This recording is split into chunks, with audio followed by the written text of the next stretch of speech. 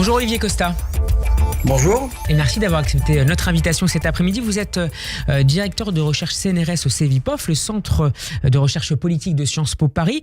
Olivier Costa, considérez-vous, comme Christophe Barbier qu'on vient d'écouter à l'instant, que le nouveau Front Populaire ne peut pas être considéré cet après-midi comme le grand vainqueur de ce second tour des législatives ? Tout dépend quel est le point de référence. Effectivement, ils sont arrivés les premiers du second tour et ils sont arrivés les premiers dans un contexte où on les donnait troisième. Donc ils sont très contents.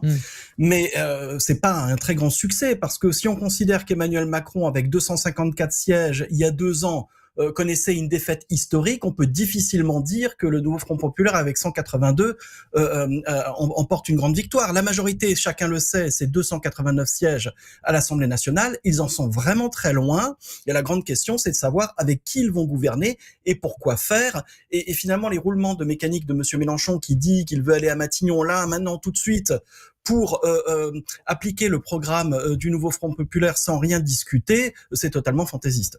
En termes de rapport de force au sein des familles de gauche, cette élection a néanmoins permis de rééquilibrer cet attelage par rapport à la NUPES de 2022 ?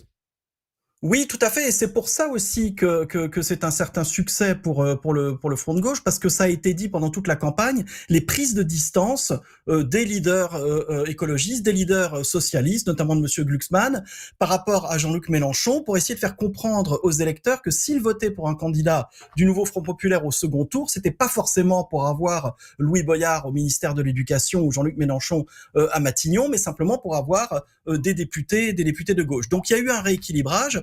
Et je pense que les choses vont encore évoluer. Elles ont évolué déjà depuis ce matin, où on a un certain nombre de défections des Insoumis par rapport à la France Insoumise, de députés qui n'iront pas siéger avec la France Insoumise, car ils ne sont pas d'accord avec la ligne politique imposée par Monsieur Mélenchon, qui est de discuter avec personne et de négocier sur rien.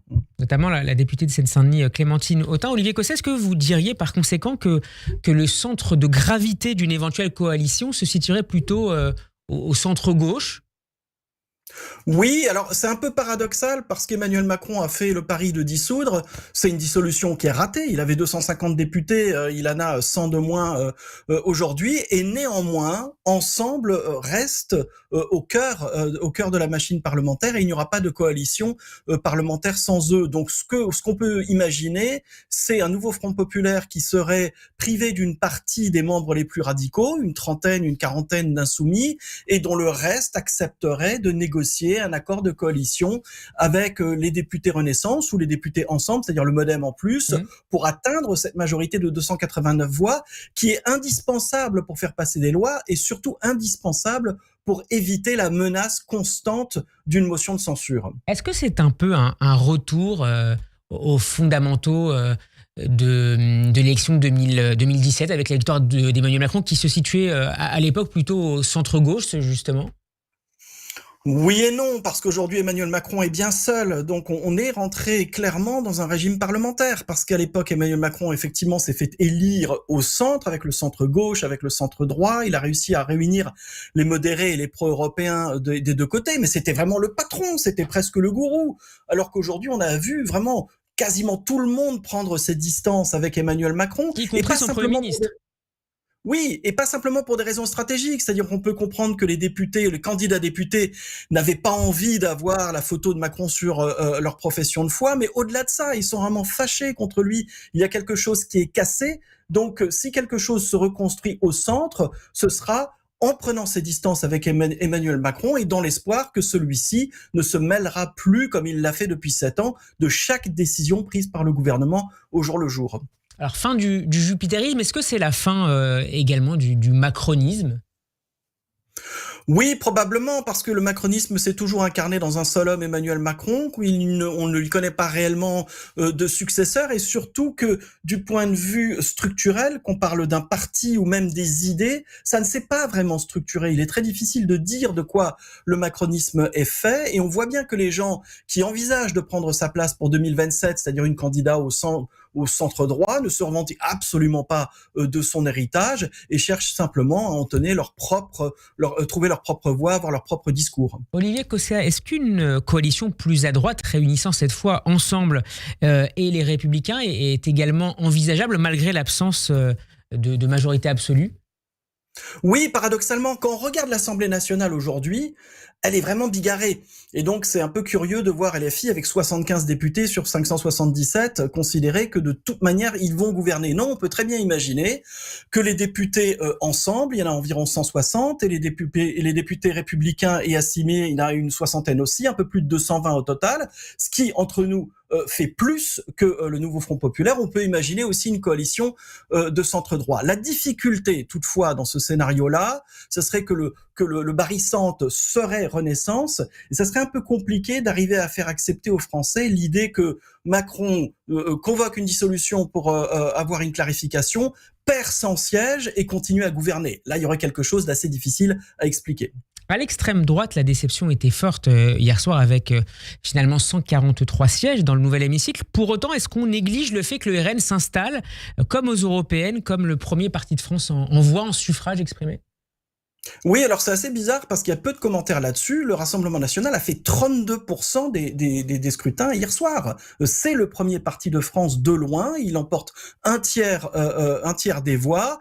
Néanmoins, on pensait qu'il n'y avait plus de plafond de verre pour le Rassemblement national, que la banalisation, la normalisation de ce parti lui permettrait d'aller au-delà de ça. Et on voit que non, ça bloque. Que lorsque les électeurs ont eu le choix entre un candidat du RN et n'importe quel autre candidat, ils se sont reportés sur n'importe quel autre candidat. Et comment vous l'expliquez? Est-ce que c'est lié simplement aux déclarations de ce que Jordan Bardella appelait des brebis galeuses du parti? Il y a plusieurs facteurs. Je crois qu'il y en a deux principaux. Le premier, c'est effectivement, on a pu découvrir au fil de la campagne, et c'est là qu'on voit qu'une campagne sert à quelque chose, que le RN avait présenté toutes sortes de candidats totalement fantaisistes ou franchement inquiétants, des antisémites, des repris de justice, des doudingues, et peut-être que les électeurs n'ont pas envie d'être représentés par des gens comme ça.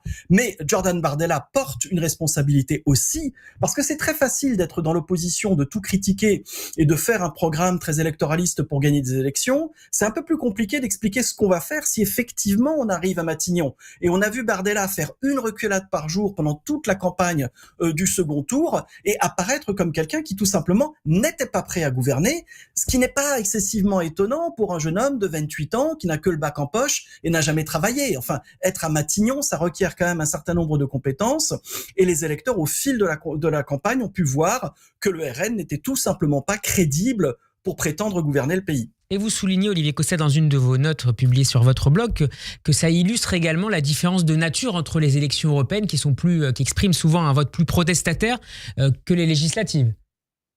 Oui, les européennes ont toujours servi d'exutoire à la vie politique française parce que c'est un scrutin proportionnel, donc tous les partis peuvent avoir une chance d'obtenir des élus, et donc des partis plus petits comme le RN à l'époque, il y a 40 ans, ou les écologistes ont pu avoir leurs premiers élus aux élections européennes. Surtout, c'est une élection qui donne le sentiment de n'avoir pas de conséquences pratiques. On peut se faire plaisir aux élections européennes, alors que clairement les législatives, surtout cette année, ce sont des législatives qui vont conduire à la définition d'une nouvelle majorité, le choix d'un nouveau Premier ministre, et on ne joue pas avec ça. Donc un certain nombre d'électeurs qui peut-être étaient davantage tentés par un vote extrême aux européennes ont réfléchi à 2 fois pour les législatives. En termes de discours, est-ce que le RN pourrait capitaliser sur cette situation donc d'absence de majorité absolue et possible coalition gauche-droite pour apparaître en 2027 comme la seule véritable alternative pour les Français mécontents, dans une sorte de renouveau du slogan anti-UMPS? Oui, bien sûr, et je pense que Marine Le Pen n'avait pas envie que M. Bardella aille à Matignon, parce que s'il avait été à Matignon, il aurait dû faire la démonstration pendant 3 ans, jusqu'en 2027, de sa capacité ou de son incapacité à gouverner. C'est beaucoup plus confortable pour le Rassemblement national d'être dans l'opposition, de pouvoir critiquer l'incapacité du gouvernement à gouverner, et aussi de pouvoir entonner la petite chanson de on nous a volé l'élection, nous avons fait le plus gros score et on n'est pas au gouvernement, et donc il faut en finir avec ça, et c'est pour ça que je pense que Marine Le Pen est vraiment en position de force pour 2027. Merci beaucoup Olivier Cosset d'avoir été avec nous. Je rappelle que vous êtes directeur de recherche CNRS au CEVIPOF, le Centre de recherche politique de Sciences Po Paris. Et j'invite nos auditeurs à lire vos notes disponibles sur votre blog. Très bon après-midi, à très bientôt.